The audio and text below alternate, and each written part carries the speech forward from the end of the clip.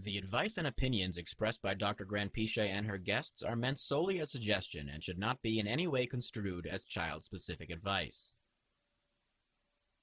Dr. Doreen Grandpiche is Dr. Doreen is an expert in autism. Doreen Grandpiche. Dr. Grandpiche. Dr. Doreen Grandpiche. Dr. Doreen Grandpiche is a visionary in the field of autism. Now you can ask her questions on Ask Dr. Doreen.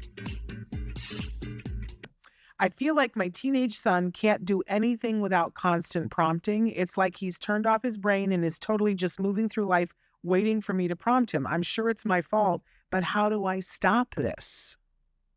Yeah, so do they say what specific area or thing, or just in general?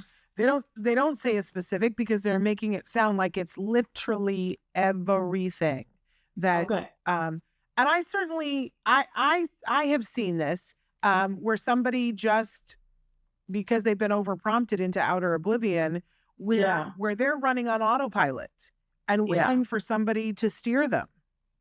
Yeah.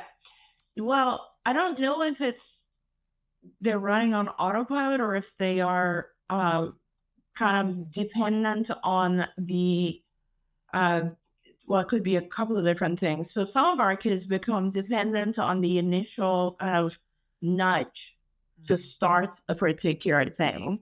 And that could be just prompt dependence. On the other hand, I know also that a lot of our kids kind of consider that your prompt as a rewarding thing. They consider it an attention. And so then they become kind of dependent on it because, or they keep themselves dependent because they want your attention and interaction. Does that make sense? Yes, it totally does. Yeah, so both of those things happen, and we have to kind of be very cautious of both. And to answer the question for this person, I think you just have to start with one action. The thing is, you cannot across the board abandon prompting when someone is prompt dependent.